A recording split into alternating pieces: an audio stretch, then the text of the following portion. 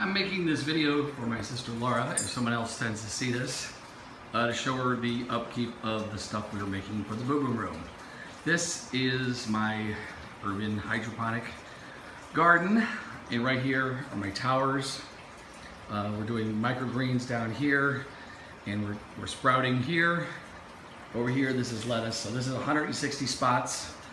This is about 120 spots. Over here is 60, and over here are tomatoes. So I'm just gonna do a quick pan. Every window has them, plus a lot of supplemental lighting. Everywhere that you see is purple. You can see these are spinning like rotisseries, but they actually, I turned them on so they spun all the time, but they actually only spin about every 2 minutes, 5 minutes. They just kind of change sides. And then this is fence posts. And these things are going back and forth really slow to light it up. So over here is the tomatoes. You can see I grew tomato plants in here, and the way you see you can see my tomatoes. We're gathering them, and they've been growing for about a year. These are the kind of tomato plants. These are getting long in the tooth, and I'm ready to pull these out and basically start over. This is a celery stalk from the venue. They cut it off to make food, and I took the bottom thing, put it in water, and grew it. This right here is borage. This is stuff I told you that kind of good for your moods, and it grows like crazy. And here it is. It has these really pretty blue flowers, and you can eat them, and they're great. It tastes basically like dill. And more tomatoes, which are about this big. I got these tomatoes from the restaurant also. I just grabbed a couple that I thought looked good, a couple different varieties, and then you just cut them up, and then I seeded them, okay? So yeah, these look a little dry. I actually let my stuff get a little acidic. This right here is also a celery stalk. Celery that you grow yourself is so much different than you at the store. At the store, it's just really bland. This has so much flavor. That little bit of flavor that you get at the store is like that times 100. These tomatoes are as good, or better than the store, not quite as good as dirt tomatoes. Tomatoes definitely seem to taste better. They're homegrown in dirt. So this is kind of my storage and command center. So right here, I am growing basil. So these are little sweet basil plants that are coming up. The way these work is I place the water under the tray, and then I put paper towels get the water, and slowly bring it into this called rock wool or something like that. Anyway, it's so I don't have to water because I have a bad memory. So I do things so I don't have to remember to do things because they just die. This is our first dirt that we've worked with, and these are microgreens. I believe these are sunflower seeds, which are amazingly good for you. And we've been trying to grow them just hydroponically. Sunflower seeds do better in dirt. Other things do better in hydroponics. These right here are my timers. So these timers correspond with these towers. So it's 1, 2, and these are the third one. And they're all in different timing cycles because I don't want them all to turn on at once. I want them to pull water from the bottom. So I'll go over that in a second. But here's what I have here. So this, we have a lot of romaine because I'm focusing on growing romaine. The rest has been experiments. This is sage. Like you can see, this sage is from February 1st. I'm trying to work out the kinks. I had a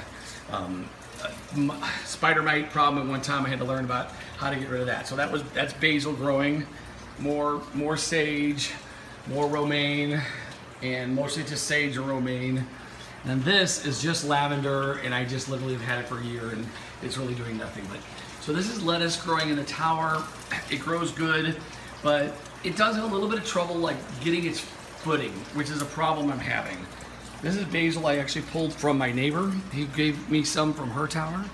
This is more borage. And then down here, well, I'll continue over this way. This is thyme grown from seed. It's growing well in the tower. It really likes it a little drier than I'm getting at. I'm telling you all the problems. This is chives. I grew these from seed. And this, God, I forgot what that is, but it's growing really well. it just blew up one day. So you can kind of see them kind of going and spinning. Okay, there's some of my grow lights. They're on timers too. So the grow lights are on timers. The pumps are on timers. This right here, let's kind of peek in. This is microgreens. These are sunflower seeds. We're working out the kinks. Just why I'm doing it for dirt, but these are so ridiculously good. They kind of crunch. And I'm working that out. Okay, now we come over to my first lettuce shelf that I made. So they like lots of air, oxygen. So I got this stuff reflects the light. It makes a huge difference when I installed it. But there's romaine, there's about 15 per shelf. This is romaine. There's romaine, and I'm actually gonna bring some to the venue because it is so delicious. And it's just so green and really good.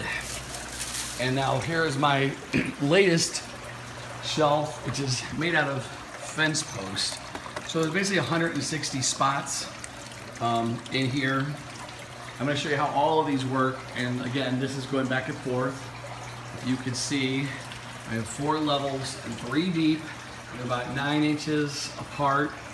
The first one is closer because when the plants are small, I put them there. Now the cool thing about this hydroponic thing is you just grab these things and you move them. So you're just like grabbing it, there's a lettuce, they are in the water. And that's how they grow. So here's a lettuce, but I have to move it. So what you do is you seed it, like in the cedar, like I showed you over here. Then I move them from there to one of these trays, and then they have to have at least like every 2 inches. And from there, I'll move them over to here, this first row. And as they get too big, like you can see this, I finish them off. So it's all about, I'm supposed to be able to grow lettuce in 4 weeks. It's taking me 8 weeks right now, but I'm getting the light increased so I can get more because, and it's shortening. So if you look, I don't know if you can see, but these right here are actually a lot bigger. They just exploded, and I didn't know why. It's because I unplugged this thing by accident, the thing that moves it back and forth. It's on this conveyor belt. And so I come back 4 days later, everything in the center is so much bigger than the things on the side. And that's because it was sitting there. So now I realize I need more light. But this is what the romaine looks like when it's growing. And I just can't even tell you what it tastes like. So I'm learning as I go. Like, see how these plants have to go down and go up. So I'm trying to get some kind of support system. These have been growing for a couple months. This is the 3rd time I've actually harvested them. I harvest from the bottom up, but I'm gonna get rid of them and we're gonna start over. So, how do these things work, right? So, the pump mechanism, what you do, well, let me start from the top. You're gonna start with some nutrient water, and basically you just look it up, you buy it, and you get these nutrients, and you have to check the pH with a pH tester, and you're gonna take how many parts per million of stuff there. And anyway, you gotta get the pH in a proper spot. That's something to just look at. And the way this one works is, this is my water, this is my bin, and you can see it's red because of all the nutrients I have in there. And it pumps it in to the bottom of this fence post. It's the first one I made. And then I have holes in it where the water is. So that's where the water is. And for this one, I think it's like about once an hour or something. You just kind of play with it, see what you're gonna get. The best way to go about it is, it fills up for about 5 or 10 minutes, and it very slowly leaks back into the bucket. So they get enough water. The roots always have water. Plants don't necessarily have to have dirt if they have the nutrients. The best thing about this whole thing is that you just don't have to have any pesticides. I did have a spider mite issue, which is, you'd have to look it up. So you just make some neem oil. You get neem, and neem is all natural. So you put it in their hair. It's supposed to be the cure-all for everything. So it took a while, but I fought them off and I won. So this, my tower, same thing. I have a fence post on the bottom and the pumps, the water, basically, I have these pumps, and all the tubes come out at the bottom of here. Here, I'll show you where my pumps are. So there's my water reservoir, and the pumps are in there, and it comes up the pipe, and then they squirt down there. As you can see, when they go off, they're shooting in. Oh, we got one that's working. Okay, this one is going. So you can see the water shooting in. So what happens is it goes down this pipe, and it sprays. So you can see here's one that's like open. I need to close up. You see the water like just raining in there. And here are the roots. So it's raining on the roots. The way this one works is, this is my reservoir. This is my big lettuce shelf. And this is called a deep water system. So this is like, I don't know, 30 or 40 gallons of water. And it pumps it up to the very top. Just pumps it up. And then I have drains. So as it fills this one up and it starts to overflow, it goes to that tube that's coming down, and it goes to the next one. Goes over there to the next one, and just falls through gravity and comes all the way down. Same thing, like once an hour, every half hour or something like that. I fill it up for 10 minutes. Well, you want that water to drain out. I don't like them, you don't want the roots to be saturated at all times. Actually, they need oxygen, and I oxygenate the water, but with like a fish bubbler, but you still end up wanting, I just have found that the lettuce works better if it's, they call it ebb and flow, meaning you fill it up and you drain it down. The way these work is, or those work and these work, is they fill up and drain off, but they don't drain completely, ever. And the reason is because I'm dumb and I forget things, and days will go by and I'll forget to check, and that way there's always a little water. So then by the time these things get dried out, I'll have a chance to turn it off. So anyway, so the way this works is each of these channels, I guess, have a pipe going through. You can hear it kind of squirting in there, and it comes, go backwards, sorry, we're probably getting sick. So it comes in here, so my reservoir is there, comes up, over. And so if you're, and this was just fence pipe. This was the easiest thing I built, and it was crazy. It's just a metal shelf, and it wasn't even that expensive, like $100 something, 100 or more. The light is definitely a lot more expensive than it, but I built this whole like contraption on the top to be able to run the light back and forth. And it's not perfect. And then I use a heat gun and just bent these ends of the gutters.